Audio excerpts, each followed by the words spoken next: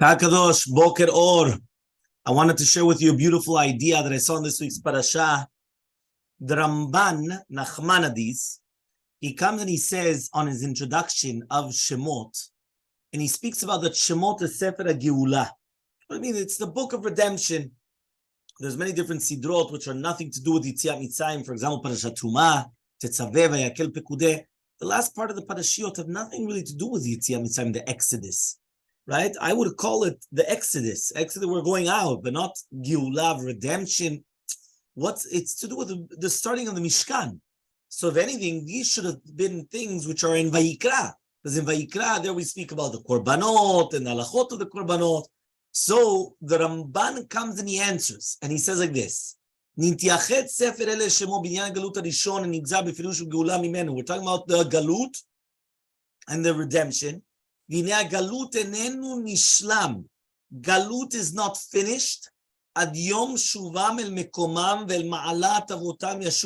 they come back to their place and to the ma'alat, to the stature, right, to the status quo of their forefathers. So when they came out of Mitzrayim, they still came out of Bet Avadim. They were still exiles. They were in a land that wasn't belonged to them. They were in the desert, and therefore he comes and he says, so what happens? So he comes and he says, when they came to Har Sinai and they made the Mishkan, and then HaKadosh Baruch Hu comes and he's Mashesh Chinato Benehem, they went back to the Ma'ala of their forefathers, right? That Hashem comes and he puts his divine providence on them. So that's why the Sefer finishes with the Mishkan, because Kvod Hashem is Maleh Otel Tamid. It's always the honor and the respect of the glory of Hashem is always going to be all around. So according to this, now we understand what's written in the Parashat this week also. It was also last week. You should see that I took Betzalel, the son of Uri, the son of Hur, to the tribe of Yehudah, and I'm going to fill him up with Chokhmah, Tivuna, V'da'at. Right? That's what we say, Chokhmah, Bina, V'da'at. We say it in Amidah or De'al, Bina, V'askel, whichever one of the. Right? So he says the Midrash Tanchuma brings down Vayakhel. With these three things, Chokhmah, Tivuna, Da'at, HaKadosh Baruch Hu came and he created the world. Right? With these three things, as it says, Hashem b'chokhmah yasad aretz. Right? Hashem created with the Chokhmah the world. Konen shamayim bitvuna, bedatot teomot nifku. So all three of them, Betzalel had to make the Mishkan. That's also brought down in the Gemara Masech Berachot.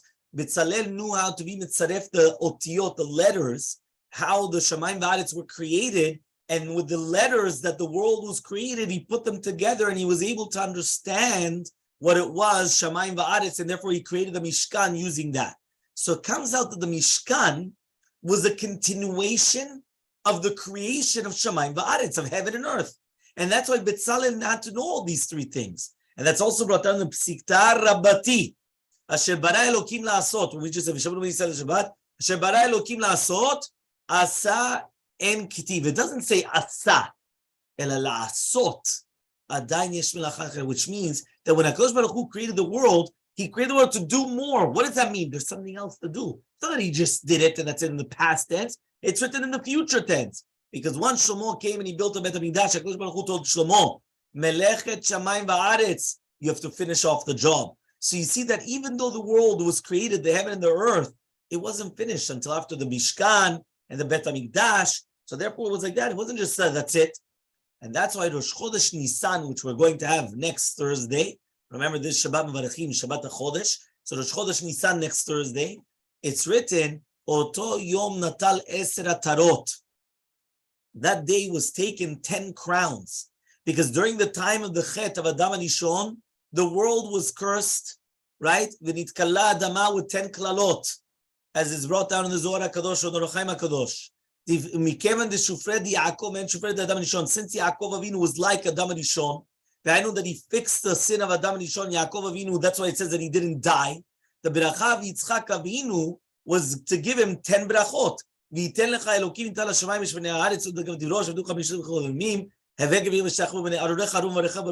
10 brachot. So now it comes out that when the Mishkan was placed and it finished the Bria, they went back to their original concept of taking these 10 crowns.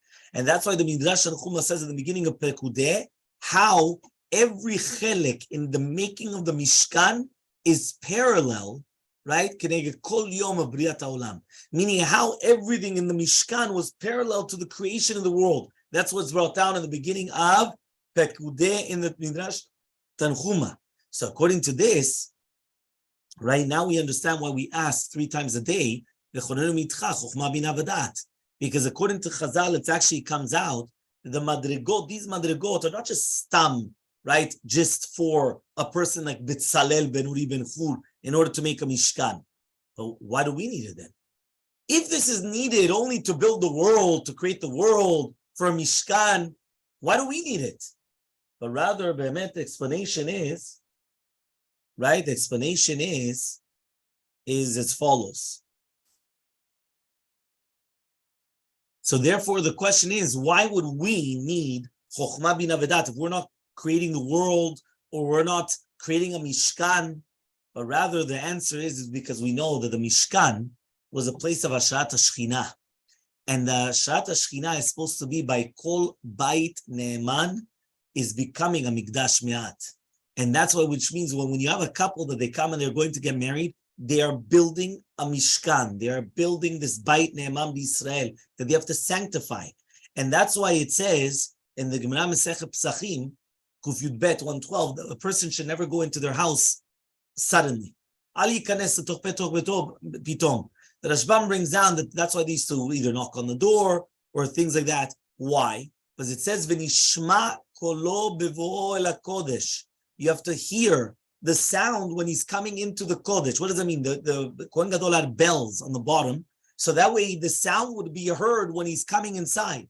So therefore, just like the Kohen Gadol would come into the Mishkan, you would be heard, so too when you, the individual, you're going to your house, which is a Mikdash Me'at, you should be heard. Which means that Kadosh Baruch Hu is asking you, you have to sanctify your house like the Mishkan, because if not, I'm not a Kohen Gadol. Why in the world do I have to start knocking on doors, ringing doorbells, right? The house is not a Mishkan. Why in the world?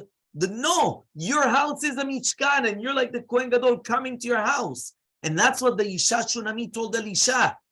She went and she told him that I prepared for you an aliyat kirktana, a small room that you have a mitah, shulchan, kiseh, ner. You have a bed, you have a table, you have a chair, and you have a candle.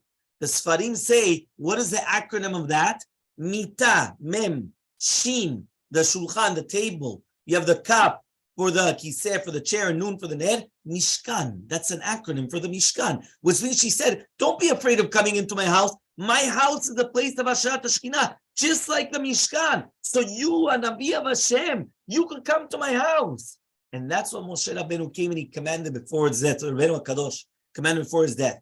In the Gemara Masechet Ketubot Kuf Gimel, it says 103 in Ketubot, it says Ner daluk bimkomo, mita v'shulchan mutza bimkomo. He asked that there should always be the candle lit in its place, the mita v'shulchan, the bed and the table always set. Why? He didn't have to come. Well, you think he has to command them that they shouldn't sit in darkness? They has to tell them, listen, I always wanted there's going to be a candle. He says, no. Everything that it was, the way that I had it during his lifetime, he wanted that after he passed away, this house would act the exact same way that the Shekhinah was there when he was alive. So too after he's going to pass away, he wanted it to stay there, that there should always be a light that's going to illuminate all the houses of the entire city and the entire world. There should always be everything there. And it's even more to do with Chag HaMatzot, Chag HaPesach. When we actually think about it, all the mitzvot of Pesach are in the house. This is the only one which is not like any other Yom Tov.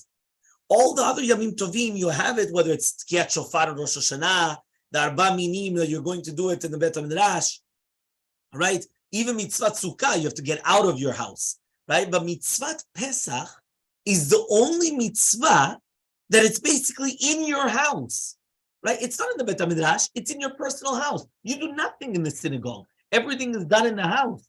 So he says during the tefillah, it's not like, there's something special, right? Okay, so we say on the first nights of Pesach, we say Hallel, right? But it's what's going on here. And why is it that we didn't make and that's also why we didn't make a gezerah that you're not going to take the matzah and start taking it. Let's say Pesach falls on Shabbat. If Sukkot falls on Shabbat, you don't take the lulav and etrog. You don't do the kiat shofar. But to do with the matzah, why don't we say, 1 second, maybe you're going to start traveling, you're going to take the thing. And the reason why is because, again, it's the eating is in the house. It's not outside. Everything is done in the house. So we're not going to suspect that you're going to come and start taking the matzah. So that's why even if Pesach comes out on Shabbat, you still eat matzah on Pesach, on Shabbat. It's not like the other chagim that the second that Rosh Hashanah comes on Shabbat, you don't blow the shofar. Because maybe you're going to take it outside, right, to blow the shofar for somebody else or to take it somewhere. Or like the lulav and etrog. So when Bnei Israel came out of Mitzrayim, they sang Hallel because they were coming out of Mitzrayim. They were taken from the bottom, from all the bottom of what it is, right? They brought them up from the depths. What does that mean? Klal Yisrael were like a keret habayit. We're like the mother, right? The homemaker. That she's the mother of the children, that she's smecha. And that's why the tafkid of the Nashim Tzadkaniyot is always to make that the house should have an abirah. She should be the keret habayit. She should be that everything has a kiddusha, everything is dependent upon her. So when we think about the Yom Tov of Pesach, right, we actually see that is the main parts of the Yom Tov in itself. So how do we see this also? Because when we're talking about Hilchot Yom Tov of Pesach, Pesach is why? Because Pasach Hashem al Bateh Bnei Yisrael. He skipped over the houses of Bnei Yisrael. It says, Vet Bateh Bnei Yisrael Hitzil. He saved the houses of them. When you put the mezuzah or the blood, where do you put it? Vaya dam leot ala batim. We're going to read it in this maftir. Parashat Chodesh. They put the blood on the doorposts of the houses. So you have to put it on the houses. So therefore they come and they put it on the house to show that it's a Jewish house. Then they were commanded, don't get out of your house until the morning because the mashchit is all around. That means they need shmidah. They have to be in their houses. Shimshon of Al Hirsch actually says, right? And something incredible about that we just said here also. You have to get rid of the seor, the leaven from your houses. The ikar of the mitzvah is to get rid of the chametz in the house. And that's the entire concept. Everything is in the house. The opposite was by Paro Rasha. Paro Rasha, he fell because of the ashpa of his house. It says in Shemot, Vayifen Paro, Vayavo el beto. Paro turned and he went to his house, and he didn't pay attention to it. So the Siftei Tzaddik comes and he asks, why does it say he had to go home and then he didn't pay attention? One of Kamina, where did he go and then he didn't pay attention? But rather he comes and he says, how could it be that he didn't pay attention to the words of Moshe? He saw that Moshe met, v'torah met. He had the power to do everything. How could he do that? He saw makkah after makkah. It's like getting a beating. Boom, once, twice, 3 times. Iowa, wake up and smell the coffee. The answer is, vayavo el beto. Every time he went home and he opened up the door of his palace, and then he went, what happened was he forgot what happened because the beto, the house, had an influence on him. The Yetzirah just came and took him over. And because of that, all of a sudden now, right, he wasn't able to do anything. So he says, Davonenu, right, Davonotenu Rabim, the same thing happens with us. Sometimes it could happen that you have an incredible shiur, you heard a dirasha, and you say, you know what, from now on, that's it. I'm going to change.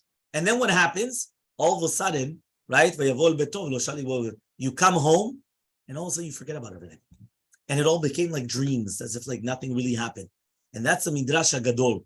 The Midrash HaGadol says, that these are the children of Bnei Yisrael that they came to Egypt.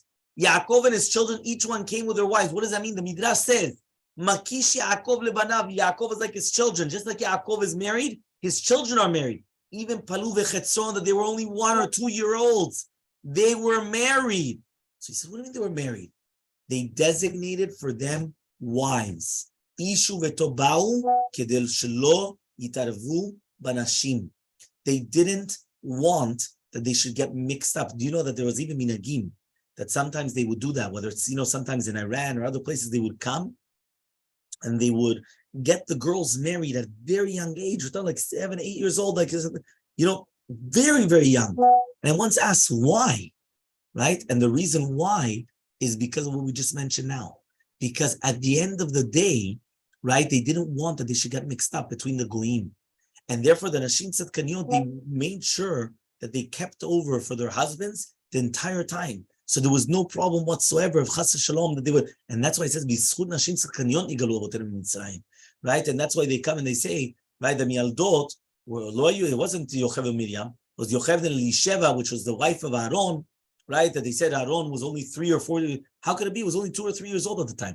How could it be that even, right, he had a woman, right? But according to this, it actually makes sense, because even if they were mamash so small, right, Elisheva was still the Kalav Yocheved. She was still the daughter-in-law, right, of Yocheved. Because again, we usually say that the midwives was Yocheved and Miriam. But there's another opinion that it's Yocheved and Elisheva. Elisheva was wife of Aaron. If Elisheva is the wife of Aaron, Aaron was 3 years old at the time. What does it mean that he's the wife of Aaron? Aaron is 3. He didn't get married at the age of 3. But no, because once they designated to them the wives, they were already considered married.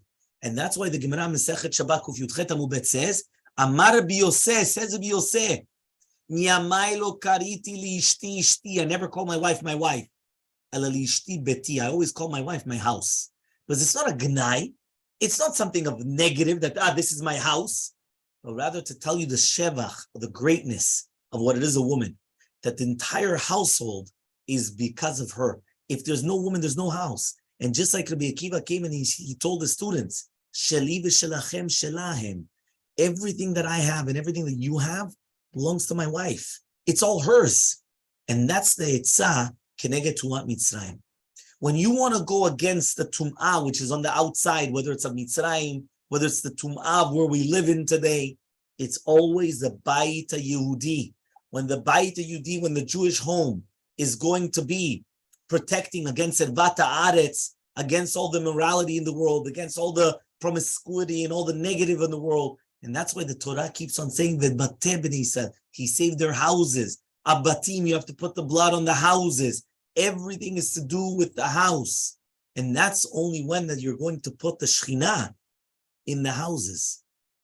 Here we heard a very beautiful story from Rav Nachum Mordechai, Michartz Kutav, right? The Rabbanita Tzadeket, she went and she asked him that she wanted a Shmirah, she wanted a protection after 120 years, right? She's going to go up to Shamayim, she wants something to protect her. Rabbi Nachum Mordechai went and he said, right, you know what protection that you're going to do? The tabat, the ring, the marriage ring, you're going to put it in her kever. You're going to put it in her tombstone. And that's going to be a shmirah for her. Why? Because when he came and he gave her this ring, he says, this ring is actually a testimony that all the years that they lived together, they were kedat Moshe v'Yisrael. They were like Moshe Rabbeinu and like Yisrael. It was according to the laws of Moses. And she was mekudesh lo. She was sanctified. Biktusha v'tara, with sanctity, with purity. That is the biggest protection that you're going to need. What does that mean? Usually, if you're going to come and you're going to ask a person, what do you need a ring for? So they're going to come and they're going to say, right, listen, it's a tachshit, it's a beautiful adornment, it's in order that other people should see the ring and say, wow, what a beautiful ring. Yeah, that's what they think. But, right, this rabbi, he went and he said, no, lachshoma chashavo bazav, because he's thinking whether it's the gold, silver. He says, no. In his eyes, this golden or this silver ring became a tachshit. It wasn't just stam. It was a sign of kiddusha. It was a sign that you're living your entire life, that you're holy, you're being surrounded. It's round. The same thing with the round kippah. Hashem is all around you, right? We have to be surrounded by mitzvot. We have the tzitzit on our clothing. We have the tefillin on our arms, on our body. We have the kippah on our heads. We have the mezuzah on our houses, on our doors, right? That's the way that a person has to live, that everything is actually there, right? So he comes and he says, "Ube'enav hatabat zahav niafach mitachshit be'alma," to something of kiddusha. So the Gemara Pesachim comes and he asks, any korban, you have to come and you're going to bring the emurim, you have to bring the limbs, you're going to throw the blood on the mizbeach. On Pesach Mitzrayim, we didn't find there was a mizbeach. So what happened? So he answered, there were 3 mizbechot in Mitzrayim. You know what 3 mizbechot there were in Mitzrayim? The mashkof and the shte mezuzot. The 2 doorposts, right? And the crossboard, the top part. That was the 3 mizbechot that you had in Mitzrayim. And the Meshech Chochmah comes and he says something incredible. That kavanah the Gemara is that in Pesach Mitzrayim, they didn't need to throw it on the mizbeach. Right? Just like the Gemara says, why? Because kavanah the Gemara is, in Achanami, Pesach Mitzrayim, you needed to throw it. but the house became so holy, and that's why you had it. So you didn't need that anymore. And now we understand the Azara, lo leotzimi basara Pesach min habayit. Don't take from the meat of the Pesach outside of the house, or don't go out of the house until the morning, because inside of their house you have the Kiddusha Bet HaMikdash and the Mizbeach, just like the Ramban says, and therefore you're not allowed to take out outside of it. And the Admor, right, of the Zaken Misadigura once said, right, that once they told him how Hasidim, right, came and they were outside. They heard the shofar of the Mashiach. The Rebbe went, he got up, he went to the Shalom, and he opened it up, and he took out his head, and he smelled. He took out, right, he put his head back inside, and he said, Etzel Mashiach, it's written, Varicho b'yirat Hashem. He says, you could actually smell the Yirat Shamayim. He says, I cannot still smell the Ruach of Mashiach, which means Mashiach still didn't come. Right? What does that mean? That you could actually see it. So he asked, 1 second, why did you have to get up from your chair and take your head outside? Right? Why couldn't, you're sitting in a room, smell right now.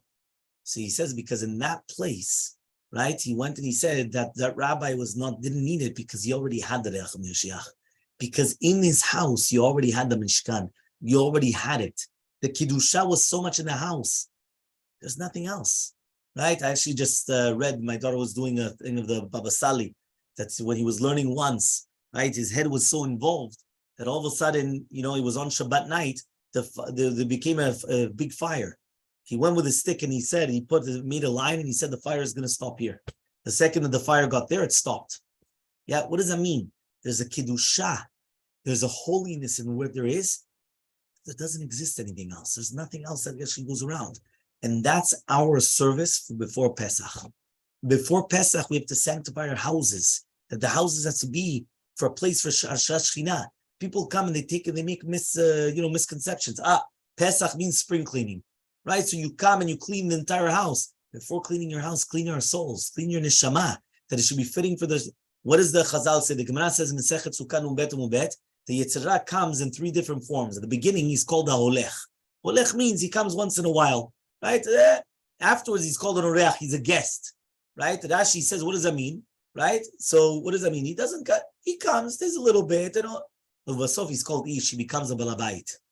At the beginning, what does that mean? The beginning, he comes just once in a blue moon. So you respect. Afterwards, he becomes a guest. He comes more often. At the end, it's his house. It's his.